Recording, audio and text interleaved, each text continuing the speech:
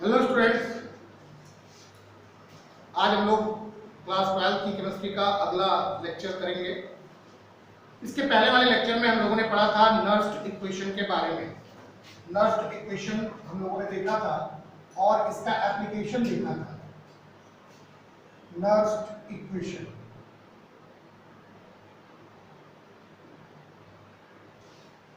Equation का हम लोग यूज करके कैसे किसी भी सेल का शेल पोटेंशियल कैलकुलेट कर सकते हैं या इलेक्ट्रोड पोटेंशियल कैलकुलेट कर सकते हैं। इन चीजों को हम लोगों ने देखा था। हम लोगों ने ये भी देखा था कि अगर कोई भी ऐसी सेल हो जिसके अंदर इलेक्ट्रोलाइट्स में इलेक्ट्रॉनिक जो ट्रांसफरेशन होता है वो डिसिमिलर हो रहा हो, तो उस सेल का सेल पोटेंशियल हम लोग नर्स्ड इक्वेशन का यूज करके कैसे कैलकुलेट कर सकते हैं। तो एक बार जरा इसको हम लोग रिकैप कर लेते हैं कि नर्स्ड इक्वेशन क्या है। नर्स्ड इक्वेशन है E cell equal to E naught cell minus 0.059 upon n log।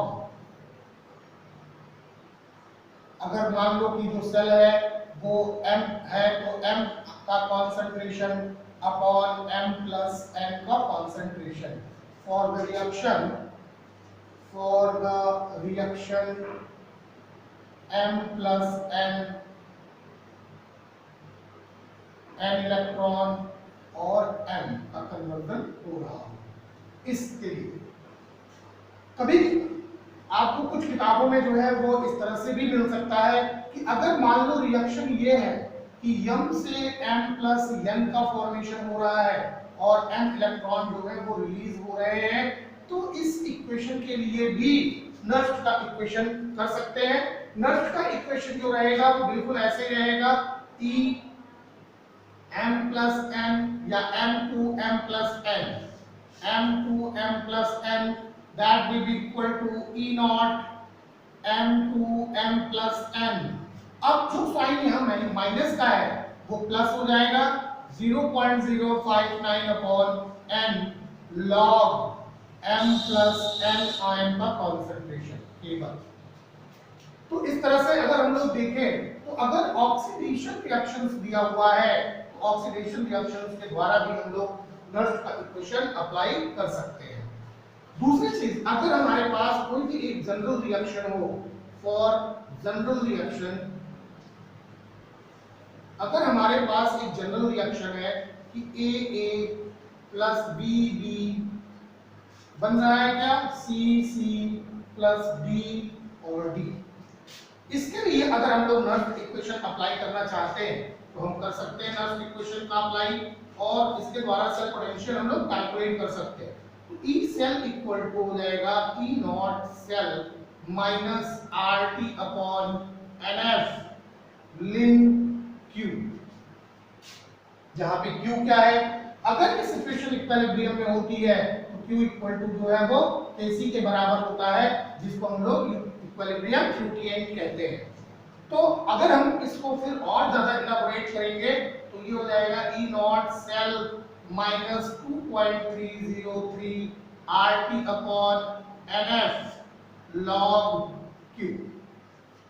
यहाँ पे Q इक्वल टू कितना हो जाएगा, Q इक्वल टू हो जाएगा C का concentration to the power C, D का concentration to the power D upon A का concentration to the power A और B का concentration to the power B। तो अब इस वैल्यू को हम यहाँ पे पुट कर सकते हैं, E naught cell minus 2.303 RT upon NF log C to the power C का concentration to the power C, D का concentration to the power D upon A का concentration to the power A और B का concentration to the power B। और ज्यादा elaborate कर दे तो और ज्यादा अगर इलाबोरेट करते हैं तो E cell that is equal to E naught cell minus 0.059 upon n log C to the power C, concentration of D to the power D upon concentration of A to the power A और concentration of B to the power B। तो इस तरह से किसी भी general reactions के लिए हम लोग नर्स्ड के इक्वेशन को अप्लाई कर सकते हैं। अभी अगर हम लोग देखें तो ये जो C to the power C और D to the power D, A का concentration to the power A और B का concentration to the power B जो है, ये इक्विलिब्रियम सिचुएशन में Kc के बराबर होता है। ये इक्विलिब्रियम कांस्टेंट होता है। तो अभी आगे हम लोग देखेंगे कि नर्व्स इक्वेशन को हम लोग इक्विलिब्रियम कांस्टेंट के साथ कैसे मॉडिफाइड कर सकते हैं। अभी इसके बाद हम लोग देखते हैं एक नई प्रकार की सेल जिसको हम लोग कहते हैं कॉन्सेंट्रेशन सेल। कॉन्सेंट्रेशन सेल क्या होती है, आइए देखते हैं कॉन्सेंट्रेशन सेल।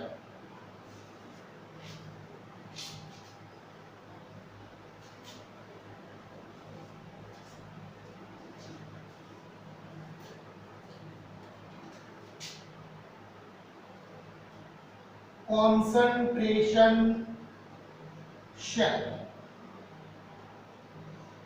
कॉन्सेंट्रेशन सेल क्या होती है? एक ऐसी सेल जिसके अंदर दोनों इलेक्ट्रोड जो होते हैं वो एक ही मेटल्स के बनाए जाते हैं, उनके इलेक्ट्रोलाइटिक सॉल्यूशंस जो होते हैं वो भी सेम होते हैं, एक ही साल्ट के इलेक्ट्रोलाइटिक सॉल्यूशंस बनाए जाते हैं। बस फर्क इतना होता है कि इनके इलेक्ट्रोलाइटिक सॉल्यूशंस का कॉन्सेंट्रेशन डिफरेंट होता है। तो अगर ऐसी सेल जिसके अंदर इलेक्ट्रोलाइटिक सॉल्यूशंस जो हैं वो सिमिलर हो, इलेक्ट्रोड्स जो लगाए जाएं वो भी सिमिलर हो, लेकिन अगर उनका कॉन्सेंट्रेशन डिफरेंट होता है तो इस सेल को हम लोग क्या कहते हैं? इस सेल को हम लोग कॉन्सेंट्रेशन सेल कहते हैं। देखते हैं एक इस तरह से सेल बनाते हैं। ये सेल बनाया हमने, कंटेनर लिया, इस कंटेनर को दो इक्वल पार्ट में हम लोग सेपरेटेड करते हैं। कैसे? By applying a porous barrier. इन दोनों के बीच में हम लोग क्या करते हैं? एक पोरस बैरियर लगा लेते हैं, पोरस बैरियर। अब यहां पे हम लोग इलेक्ट्रोलाइट्स भर देते हैं।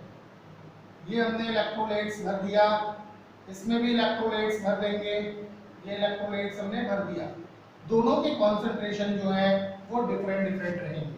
मान लेते हैं इसका concentration 10 to the power -2 m है, जबकि इसका कॉन्सेंट्रेशन जो है वो 1 m है। इसमें हम लोग इलेक्ट्रोड लगाते हैं, तो मान लो कि हम लोग कॉपर का इलेक्ट्रोड लगाते हैं और जो इलेक्ट्रोलाइट भरा हमने वो कॉपर सल्फेट था, तो दोनों में हम लोग कॉपर का इलेक्ट्रोड लगा देंगे। इस कॉपर के इलेक्ट्रोड्स को इस इलेक्ट्रोलाइट्स में डिप कर देते हैं, डुबा देते हैं। यहाँ हम लगा देंगे क्या? वोल्ट मीटर लगा देंगे। वोल्ट मीटर हमने लगा दिया। ये कॉपर सल्फेट है, कॉपर सल्फेट, और ये भी क्या चीज है? Copper sulphate. दोनों कॉपर सल्फेट है, बस दोनों के कॉन्सेंट्रेशन में डिफरेंस है। और ये जो है ये कॉपर रॉड है, जबकि ये भी जो हमने लगाया वो कॉपर की ही रॉड है। तो इलेक्ट्रोड्स और इलेक्ट्रोलाइट्स जो होते हैं वो दोनों सिमिलर होते हैं। यहाँ पे ये Cu+2 आएगा, Cu+2 आएगा जिसका concentration 10 to the power -2 m होगा, और यहाँ पे जो आएगा वो भी Cu+2 होगा, Cu+2 होगा, और इसका कॉन्सेंट्रेशन जो होगा वो 1 m के बराबर होगा। तो इस तरह के अरेंजमेंट को ही हम लोग कॉन्सेंट्रेशन सेल कहते हैं। तो ये कॉन्सेंट्रेशन सेल है। कैसे हम लोग इसको लिख सकते हैं कि a cell in which both the electrodes are of the same metal,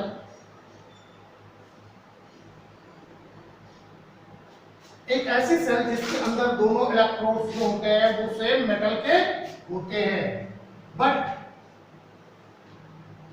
the solution of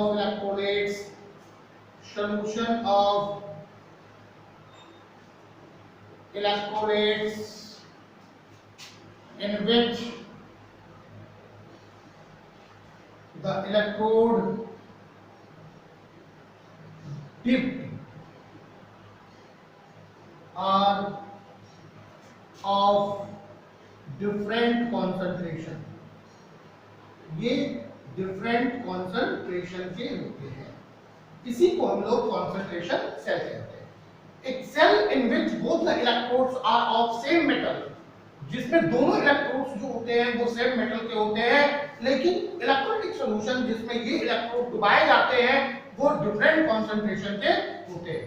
तो मान लेते हैं कि ये कॉपर की जो है वो कॉपर और कॉपर सल्फेट की सेल है, तो consider a copper and copper sulphate cell. Copper और कॉपर सल्फेट सेल लेते हम लोग, कंसंट्रेशन सेल बनाते हैं। तो मान लो कि इसका जो कंसंट्रेशन है ये C1 है और इसका कंसंट्रेशन C2 है, तो सेल रिएक्शन हम लोग कैसे लिखेंगे? Cu2 CuSO4, कितना कंसंट्रेशन? C1। ये क्या हो गया? ये पोरस बैरियर हो गया। उसके बाद CuSO4 कितना कंसंट्रेशन? C2 इनटू क्या? Cu। तो ऐसे कंडीशन में जो कंसंट्रेशन सेल होता है उसका सेल नोटेशन हम लोग इस तरह से लिख लेते हैं। अब इस सिचुएशन में जो इसका स्टैंडर्ड पोटेंशियल होगा दोनों इलेक्ट्रोड्स का, ये स्टैंडर्ड पोटेंशियल जो होता है वो कैंसिल हो जाता है और सेल पोटेंशियल को हम लोग कैसे कैलकुलेट कर लेंगे? तो in this case the standard potential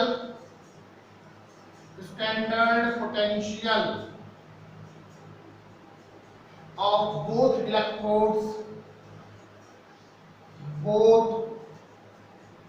electrodes will cancel out. Then cell potential will be, cell potential कितना हो जाएगा? दोनों के जो इलेक्ट्रोड पोटेंशियल थे वो कैंसिल आउट हो गए, यानी ई नॉट सेल जो है वो कैंसिल है, तो E cell that is equal to कितना बचा? E cell equal to E naught cell minus RT upon NF. Ln concentration of electrolytes होता है, तो ई सेल में ई नॉट सेल जो है वो कैंसिल आउट हो गया, तो बचा कितना? RT upon NF ln concentration of C2 upon C1। या इसी चीज को हम लिख सकते हैं क्या कि E cell that is equal to 2.303 RT upon NF log C2 upon C1। इसके द्वारा हम लोग कंसंट्रेशन सेल का सेल पोटेंशियल या EMF कैलकुलेट कर सकते हैं। तो कंसंट्रेशन सेल्स क्या होती है?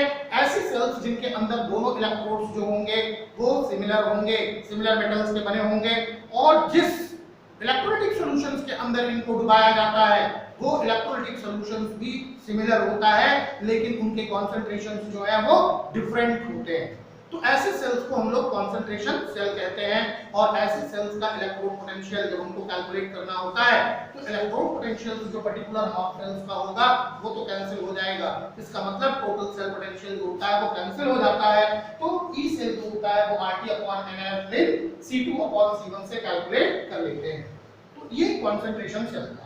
आइए अभी हम लोगों ने थोड़ी देर पहले बात किया कि किसी भी इलेक्ट्रोलाइटिक सेल, इलेक्ट्रोकेमिकल सेल के लिए, किसी भी इलेक्ट्रोकेमिकल सेल के लिए जो सेल पोटेंशियल होता है वो उसके जो इलेक्ट्रोलाइटिक सॉल्यूशंस है उसके इक्विलिब्रियम कांस्टेंट से कैसे रिलेटेड होता है। तो हम लोग देखेंगे कि cell potentials and equilibrium constant, cell potential and equilibrium constant.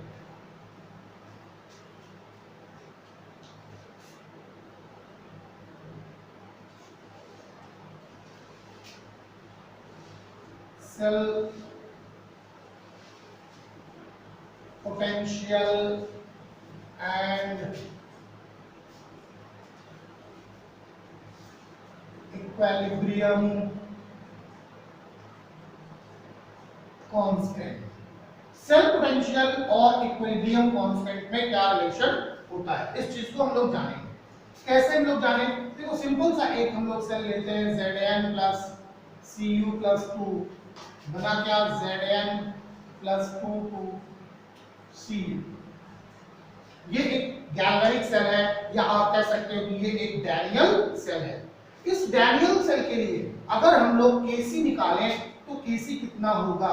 तो Kc फॉर दिस रिएक्शन, इस रिएक्शन के लिए Kc क्या होगा, कैसे होगा? हम लोगों ने क्लास 11th में इक्विलिब्रियम में पढ़ा था।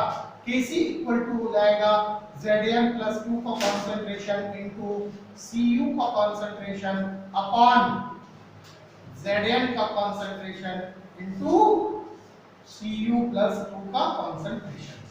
हम लोगों ने इक्विलिब्रियम कांस्टेंट में ये भी पढ़ा था, इक्विलिब्रियम में पढ़ा था कि अगर कोई भी सब्सटेंस सॉलिड फॉर्म में है तो उसका जो कॉन्सेंट्रेशन होता है वो यूनिट होता है। तो यहाँ पे जिंक और कॉपर दोनों जो है वो सॉलिड फॉर्म में होंगे तो इनका कॉन्सेंट्रेशन यूनिट हो जाएगा। तो ऐसे में Kc इक्वल टू हमको मिल गया कितना, Zn+2 का कॉन्सेंट्रेशन अपॉन Cu प्लस 2 का कॉन्सेंट्रेशन। इस सेल के लिए जो हम लोगों ने सेल पोटेंशियल कैलकुलेट किया था वो कैसे कैलकुलेट किया था, by using north equation. E cell equal to E naught cell minus 0.059 upon n log Z plus 2 का Zn plus 2 का concentration upon Cu plus 2 का concentration, ये हम लोगों ने देखा था। तो इतना जो है वो Kc के बराबर है, यानी इसकी जगह पे हम लिख सकते हैं कि E naught cell minus 0.059 upon n log Kc। E cell तो अगर आपको क्वेश्चन के अंदर Kc की वैल्यू दी हुई है तो Kc की वैल्यू का यूज करके भी हम लोग सेल पोटेंशियल कैलकुलेट कर सकते हैं। आइए इसी को थोड़ा सा हम लोग और इलाबोरेट कर लेते हैं। अब अगर हम लोग इसको थोड़ा सा और इलाबोरेट करें तो हम कैसे इसको निकाल सकते हैं। अगर हमको मान लो कि E नॉट सेल निकालना हो तो E नॉट सेल हम कैसे निकालेंगे, क्योंकि अगर E नॉट सेल हमें पता नहीं है तो E सेल जो होगा वो 0 के बराबर हो जाएगा। बात समझ में आ रही है। और वैसे भी अगर मान लेते हैं कि ये रिएक्शन जो है वो इक्विलिब्रियम में है तो अगर ये रिएक्शन इक्विलिब्रियम में होगी तो E सेल क्या होगा, 0। At equilibrium E cell that is equal to कितना, 0। इक्विलिब्रियम में अगर E सेल 0 है तो इसका मतलब क्या हुआ, it means E naught cell that is equal to कितना हो गया, 0.059 अपॉन n log कितना, Kc। अगर इक्विलिब्रियम पे प्रोसेस है तो E सेल जो है वो 0 है, और अगर E सेल 0 है तो हम कैलकुलेट कर सकते हैं किसको, E नॉट सेल को। तो E naught cell equal to हमको कितना मिल गया, 0.059 अपॉन n log Kc। अब अगर हमें देखें यहाँ पे तो क्या दिख रहा है कि Kc इक्वल टू जो है वो Zn+2 का कंसंट्रेशन अपॉन Cu+2 का कंसंट्रेशन है। ये प्रोसेस जो होगा वो 298 केल्विन पे है, क्योंकि अगर टेंपरेचर चेंज करते हैं तो ये प्रोसेस चेंज हो सकता है। तो Kc की वैल्यू जो है वो 298 केल्विन पर Zn+2 अपॉन कितना है, Cu+2। आइए अगर हमें यहाँ पे log Kc निकालना है तो log Kc किसके बराबर हो जाएगा, देख लें, log Kc that is equal to हो जाएगा n into E naught cell upon 0.059। इसके द्वारा हम लोग log Kc को भी कैलकुलेट कर सकते हैं। तो ये रिलेशंस था सेल पोटेंशियल और इक्विलिब्रियम कांस्टेंट में। अगर किसी भी न्यूमेरिकल प्रॉब्लम के अंदर इक्विलिब्रियम कांस्टेंट दिया हुआ है तो ऐसे में घबराने की आवश्यकता नहीं है। आप नर्स के इस मॉडिफाइड इक्वेशन को यूज करेंगे जिसमें Kc की वैल्यू पुट अप करने पर भी E सेल कैलकुलेट हो सकता है। दूसरी चीज, अगर किसी भी इक्विलिब्रियम प्रोसेस पर आपको स्टैंडर्ड इलेक्ट्रोड पोटेंशियल कैलकुलेट करना है या स्टैंडर्ड सेल पोटेंशियल कैलकुलेट करना है तो हम लोग इस इक्वेशन का यूज करके स्टैंडर्ड सेल पोटेंशियल भी कैलकुलेट कर सकते हैं। तो ये था सेल पोटेंशियल और इक्विलिब्रियम कांस्टेंट। अभी हम लोगों को एक चीज और इस पोर्शन में पढ़नी है और वो है गिब्स फ्री एनर्जी। तो सबसे पहले हम लोग ये जानेंगे कि गिब्स फ्री एनर्जी क्या होती है। आप सभी लोगों ने पढ़ा भी है, थर्मोडायनामिक्स में पढ़ा होगा 11th में गिब्स एनर्जी के बारे में। गिब्स फ्री एनर्जी क्या होती है और किसी भी प्रोसेस को स्पॉन्टेनियस होने के लिए गिब्स एनर्जी जो है वो कैसी होनी चाहिए, तो इन चीजों के बारे में हम लोग बात करेंगे।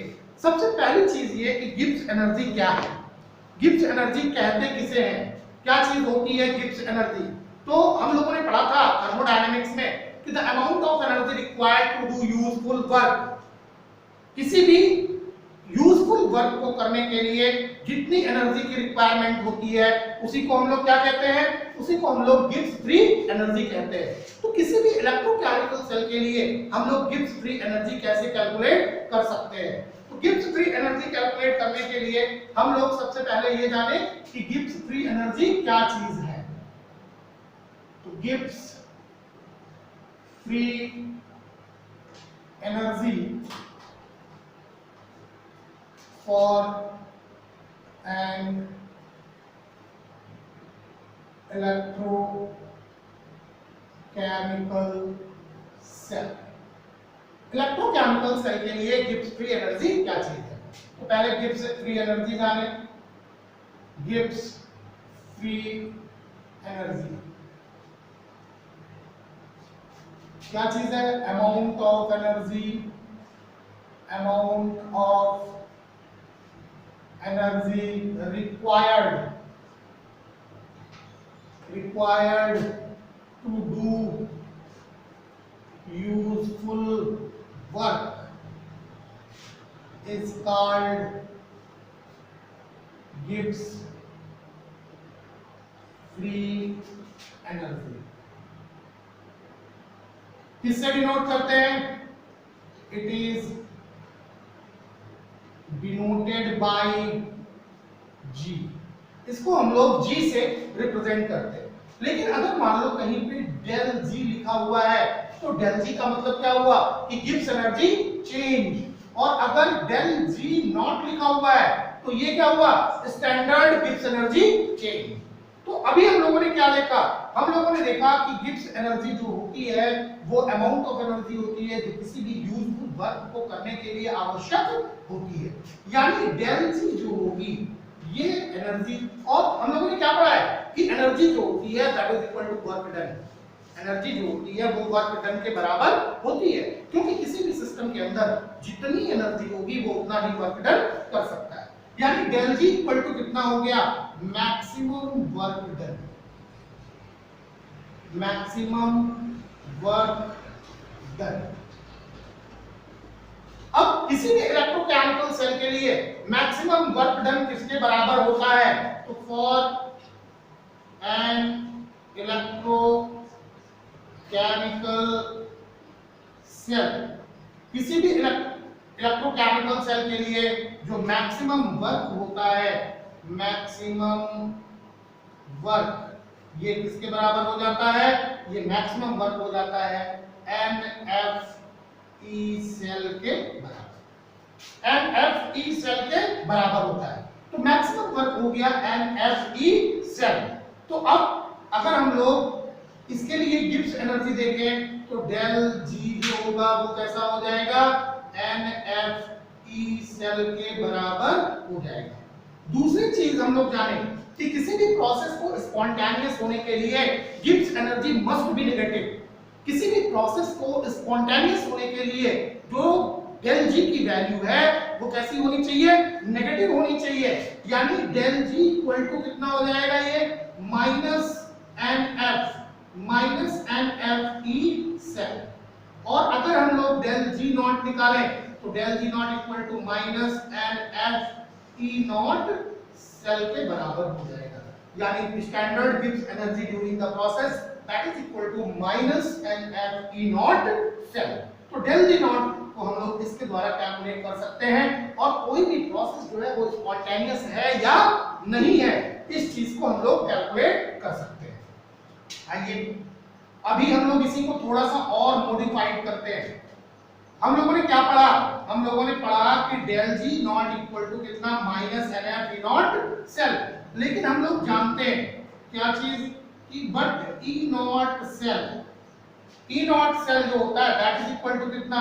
2.303 RT अपॉन कितना? NF। RT अपॉन NF और कितना? log KC। इसके बराबर अभी हम लोग ने पढ़ा कि E naught cell equal to जो होता है वो 2.303 RT upon NF log KC के बराबर होता है। या इसी को आप लिख सकते हो E naught cell that is equal to 0.059 upon N log KC, इसके बराबर आप लिख सकते हो। तो अगर E नॉट सेल की वैल्यू इतनी है तो क्या इस E नॉट सेल की वैल्यू को हम यहाँ पे पुट अप कर सकते हैं? बिल्कुल कर सकते हैं। तो ये डेल E नॉट जो होगा वो किसके बराबर हो जाएगा? -NF 0.059 upon n log kc हो सकता है क्या? n से n कैंसिल हो सकता है? अगर हाँ तो ये del g naught equal to कितना हो गया? Minus 0.059 f log kc। इस तरह से हम लोग del g नॉट की वैल्यू इसके द्वारा भी कैलकुलेट कर सकते हैं। तो del g naught equal to हो गया minus 0.059 f log kc। f क्या है? फैरेड। अगर आप यहां से nf को ना हटाएं, अगर यहां से nf को ना हटाएं तो ये f भी जो है वो कैंसिल हो जाएगा। तो जो क्वेश्चन का मॉडिफाइड फॉर्म आएगा इसका वो कितना हो जाएगा? 2.303 RT 2.303 RT log kc के बराबर हो जाएगा। तो अगर हम लोग इसको इतना यहाँ सॉल्व कर लेते हैं तो हमको del g नॉट की वैल्यू ये मिल जाती है। तो ये था आपका गिब्स फ्री एनर्जी किसी भी इलेक्ट्रोकेमिकल सेल के लिए। गिब्स फ्री एनर्जी जो है वो इलेक्ट्रोकेमिकल सेल्स की स्पॉन्टेनियस को भी बताता है कि ये प्रोसेस स्पॉन्टेनियस होगा या नहीं होगा। अगर del g नॉट की वैल्यू जो है वो नेगेटिव आती है तब तो वो सेल स्पॉन्टेनियस होगी, वो प्रोसेस स्पॉन्टेनियस होगा, वो प्रोसेस फिजिबल होगा।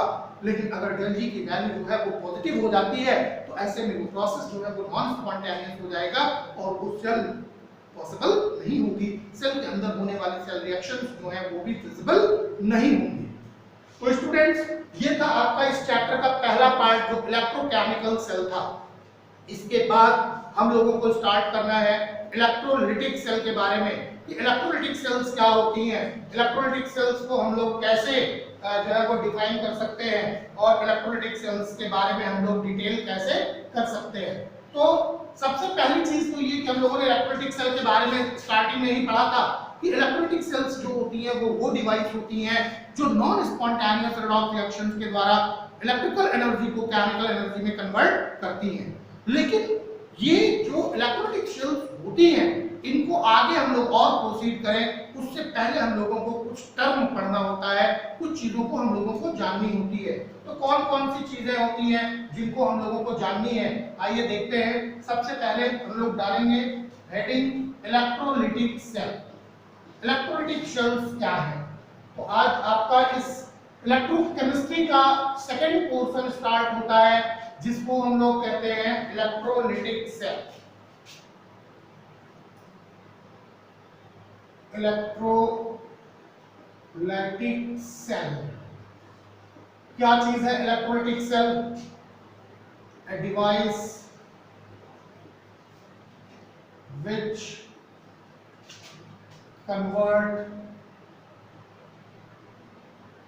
electrical energy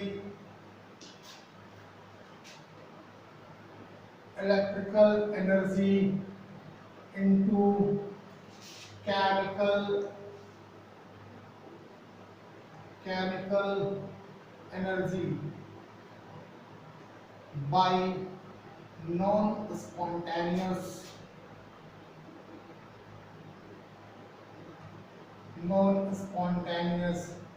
redox reactions। ऐसी डिवाइसेस जो इलेक्ट्रिकल एनर्जी को केमिकल एनर्जी में कन्वर्ट करती हैं, कैसे? नॉन स्पॉन्टेनियस रेडॉक्स रिएक्शंस के द्वारा। तो नॉन स्पॉन्टेनियस रेडॉक्स रिएक्शंस के द्वारा कोई भी डिवाइस जो इलेक्ट्रिकल एनर्जी को किसमें कन्वर्ट करेगी? केमिकल एनर्जी में कन्वर्ट करेगी, उसी को हम लोग कहते हैं इलेक्ट्रोलिटिक सेल। क्या चीज है इलेक्ट्रोलिटिक सेल? इलेक्ट्रोलिटिक सेल एक डिवाइस है जो इलेक्ट्रिकल एनर्जी को केमिकल एनर्जी में कन्वर्ट करती है। तो इस चीज को और आगे हम लोग प्रोसीड करें उससे पहले थोड़ी सी चीजें हम लोग जानेंगे यहाँ पे जो इस सेल से रिलेटेड होती हैं और इस सेल के स्टडी के दौरान हम इनका इस्तेमाल करते हैं। तो सबसे पहली चीज को हम लोग ये जानेंगे कि metallic and electrolytic conductor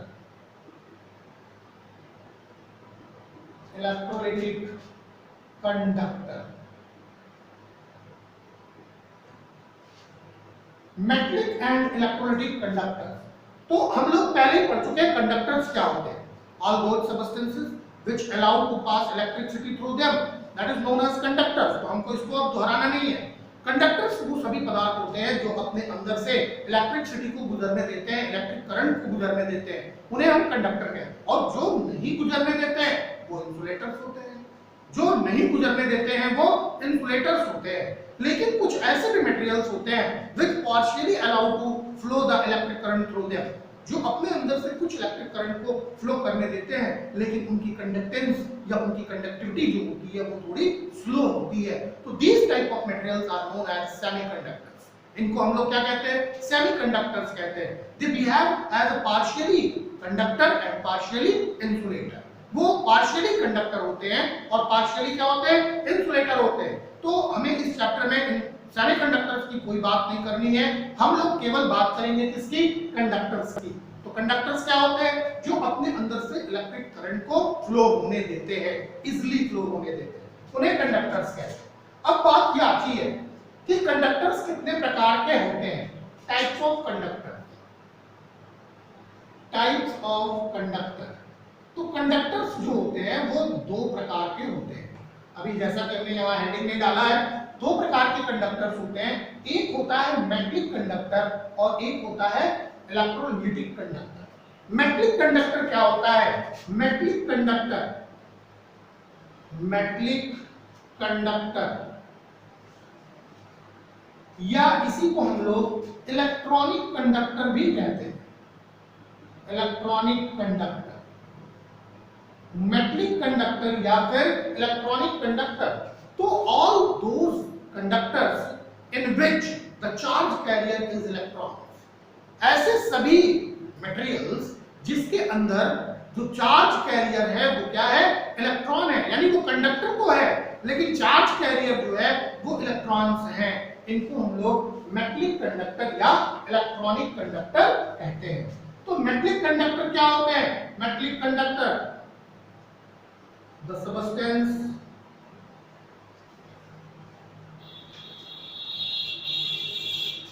which allows the flow of electric current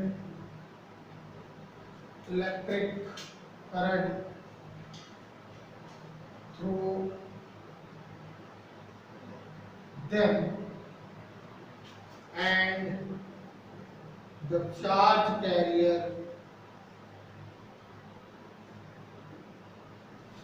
in the substance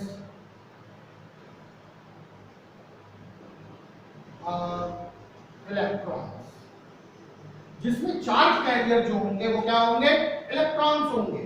तो जितने भी मेटल्स हैं, एल्युमिनियम है, कॉपर है, आयरन है, इन सब के अंदर जो चार्ज कैरियर होता है वो इलेक्ट्रॉन्स होते हैं। तो इसीलिए इनको हम लोग मेटलिक कंडक्टर या इलेक्ट्रॉनिक कंडक्टर कहते हैं। इलेक्ट्रॉनिक कंडक्टर कुछ चीजों पे डिपेंड करता है। इलेक्ट्रॉनिक कंडक्टर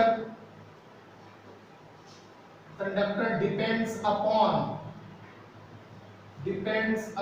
किन किन चीजों पे निर्भर करता है? जो इलेक्ट्रॉनिक कंडक्टर होता है वो किन किन चीजों पे निर्भर करता है? सबसे पहली चीज कि nature and structure of metal. जिस मेटल का ये कंडक्टर है उस मेटल का नेचर क्या है और उसका स्ट्रक्चर क्या है। दूसरी चीज किस पे निर्भर करता है? Number of free electrons in the metal atom. इस मेटल के अंदर जिसका कंडक्टर हमने बनाया है, इस मेटल के अंदर फ्री इलेक्ट्रॉनों की संख्या कितनी है? तो जिस भी मेटल के अंदर फ्री इलेक्ट्रॉनों की संख्या अधिक होगी वो ज्यादा से ज्यादा अच्छा कंडक्टर होगा। तो जैसे जैसे नंबर ऑफ फ्री इलेक्ट्रॉन्स बढ़ते हैं उस मेटल की कंडक्टिविटी, जो उसकी कंडक्टेंस होती है, वो भी बढ़ती जाती है। अगली चीज किस पे डिपेंड करता है? तो the density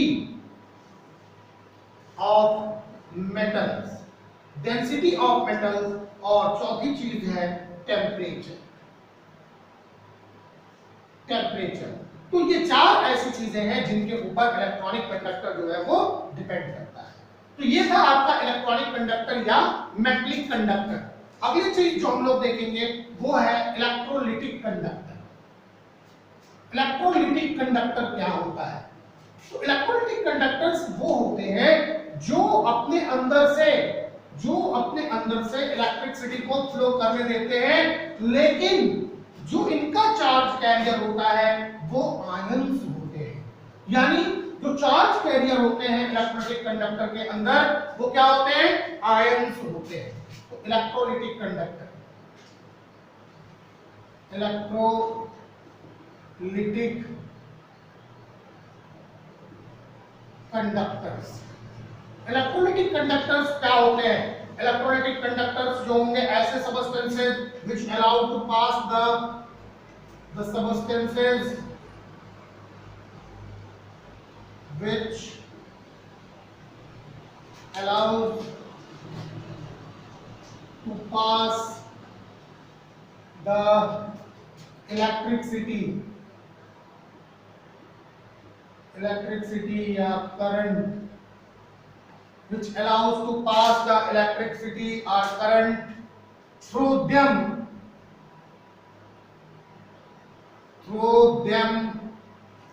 in their molten state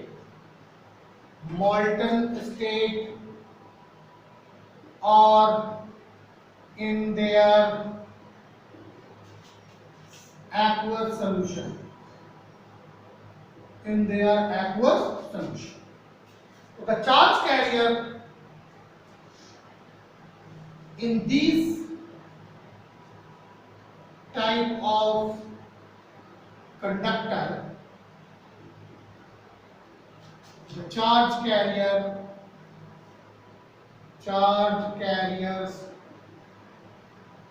are ions.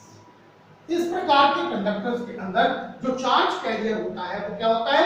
Ions. तो अभी हम लोगों ने क्या देखा, ये ऐसे सबस्टेंसेस होते हैं जिनके अंदर से करंट तभी फ्लो कर सकता है जब ये अपने मॉल्टन स्टेट में हो या फिर इनका सॉल्यूशन फॉर्म हो। तो अगर मॉल्टन स्टेट में देखें या सॉल्यूशन फॉर्म में देखें तो ये कंडक्टर्स जो होते हैं वो क्या करते हैं? अपने आयनों में टूट जाते हैं। They produce lots of ions and that ions are the charge carrier which carry the charge from one place to other. So when the charge moves from one place to other, the current will flow. तो ऐसी condition में current बहेगी। तो अभी जो ये substances होते हैं जो मॉल्टन स्टेट में या अपने सॉल्यूशन फॉर्म में कंडक्टर्स का काम करते हैं, उन्हीं को इलेक्ट्रिकल या इलेक्ट्रोलिटिक कंडक्टर्स कहते हैं। इनको इलेक्ट्रोलिटिक कंडक्टर्स कहते हैं। ऐसे कौन से सबस्टेंसेस हैं? तो बहुत सारे सबस्टेंसेस हैं, जैसे जितनी भी एसिड्स हैं सब ऐसे ही होती हैं, जितने भी बेसेस हैं और जितने भी साल्ट्स हैं। अगर साल्ट का एक्वस सॉल्यूशन बनाए, हम लोगों ने पढ़ा है कि साल्ट को जब हम लोग एक्वस सॉल्यूशन बनाते हैं तो ये अपने कॉन्स्टिट्यूटिंग आयनों में टूट जाता है। तो ये सब क्या होंगे? ये इलेक्ट्रोलिटिक कंडक्टर्स होंगे। लेकिन कुछ ऐसे भी सबस्टेंसेस होते हैं which do not ionize in their aqueous solution। ऐसे सबस्टेंसेस जो अपने एक्वस सॉल्यूशन में आयनाइज नहीं होते हैं या फिर मॉल्टन स्टेट में आयनाइज नहीं होते हैं, तो they are considered as a non electrolytes. इनको हम लोग क्या कहते हैं? Non electrolytes. ये इतना जो है वो इलेक्ट्रोलाइट्स हैं।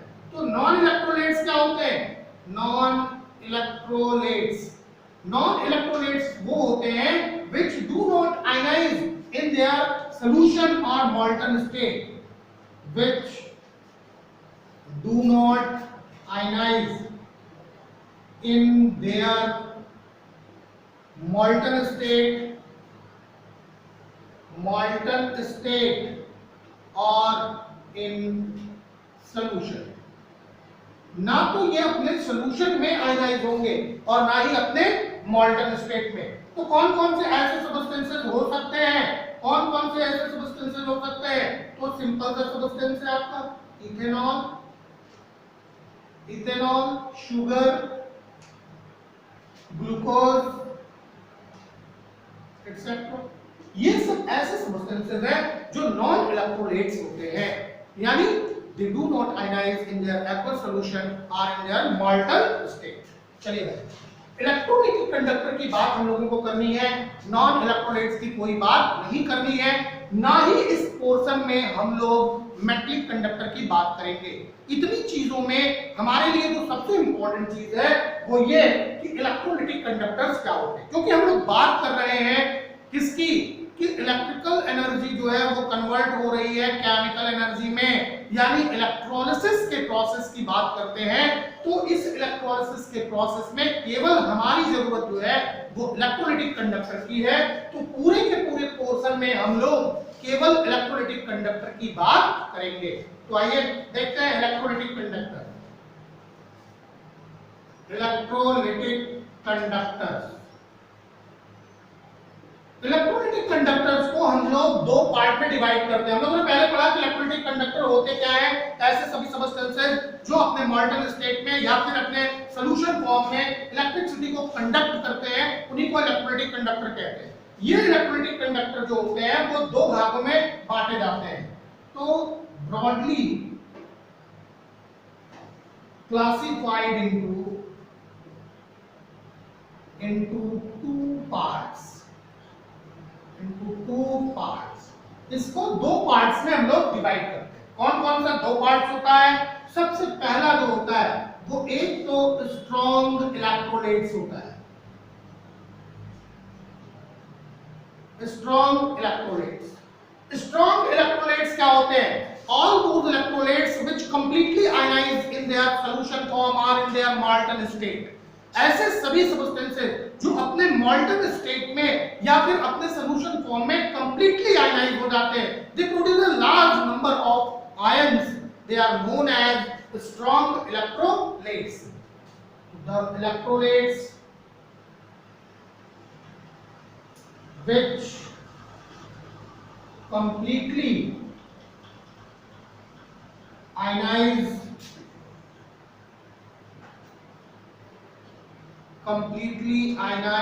in their molten state or in solution, जो कंप्लीटली आयनाइज हो जाते हैं अपने मॉल्टन स्टेट में या फिर सॉल्यूशन में, इन्हीं को हम लोग क्या कहते हैं? इन्हीं को हम लोग स्ट्रॉन्ग इलेक्ट्रोलाइट्स कहते हैं। तो कौन कौन से हैं? बहुत सारे हैं, जैसे NaCl है, KCl है, NaOH है, KOH है, ये सब स्ट्रॉन्ग इलेक्ट्रोलाइट्स है।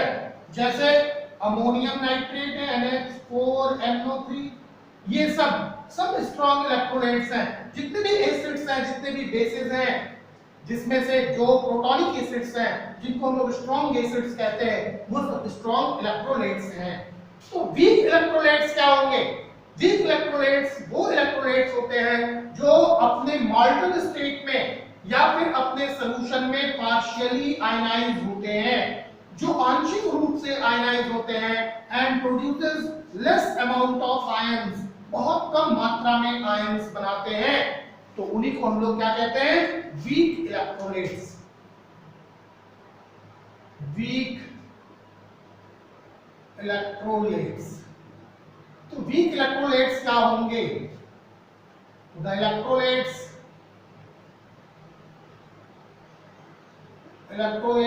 which partially ionize in their molten state or in solution and produces less number of ions, इन्हीं को हम लोग कहेंगे वीक इलेक्ट्रोलाइट्स। तो वीक इलेक्ट्रोलाइट्स जितने भी वीक एसिड्स हैं, जैसे एथेनोइक एसिड है CH3COOH, ये एक वीक इलेक्ट्रोलाइट्स है। जैसे कार्बोनिक एसिड है, मिनरल एसिड होने के बावजूद भी ये वीक एसिड होती है। जैसे हाइड्रोजन साइनाइड है HCl, ये भी एक वीक इलेक्ट्रोलाइट है। जैसे मरकरी का क्लोराइड है, ये भी एक वीक इलेक्ट्रोलाइट्स होता है। तो ये सब ऐसे इलेक्ट्रोलाइट्स हैं जो पार्शियली आयनाइज होते हैं अपने एक्वस सॉल्यूशन में। तो अभी तक आप लोगों ने क्या देखा कि इलेक्ट्रोलाइटिक कंडक्टर्स जो हैं वो कैसे होते हैं, कितने प्रकार के होते हैं, किन किन चीजों के आधार पे इनको हम लोग क्लासिफाइड कर सकते हैं, ये सारी चीजें आप लोगों ने देखी।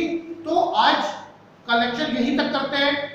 अगले लेक्चर में हम लोग देखेंगे कि कैसे ये आयनिक कंडक्टर्स जो है वो इलेक्ट्रिसिटी के रूल को फॉलो करता है, क्या ये ओम्स के लॉ को फॉलो करता है, क्या इसके अंदर भी रेजिस्टेंस क्रिएट होता है, क्या इसके अंदर भी रेजिस्टिविटी आती है, इसकी कंडक्टेंस क्या होती है, जो कंडक्टेंस किसे कहते हैं, और कंडक्टिविटी क्या होती है, कंडक्टेंस और कंडक्टिविटी में क्या रिलेशन है, ये कुछ नई चीजें, नए टर्म हम लोग पढ़ेंगे। तो इस चीज को हम लोग अगले लेक्चर में देखेंगे। तब तक आप लोग इनको नोट्स बनाइए, कॉपी और पेन लेकर के आप नोट्स बनाइए और ज्यादा से ज्यादा इस वीडियो को शेयर करिए ताकि अन्य सभी लोगों तक ये वीडियो पहुंच सके।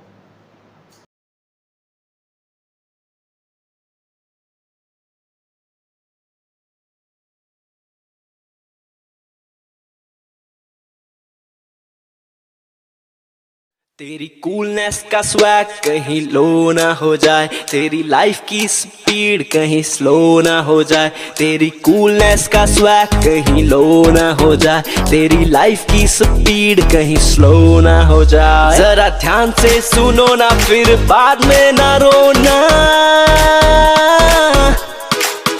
थोड़ी केयर तो करो ना, हाथ अच्छे से धोना, लेट्स रोको कोरोना, थोड़ी केयर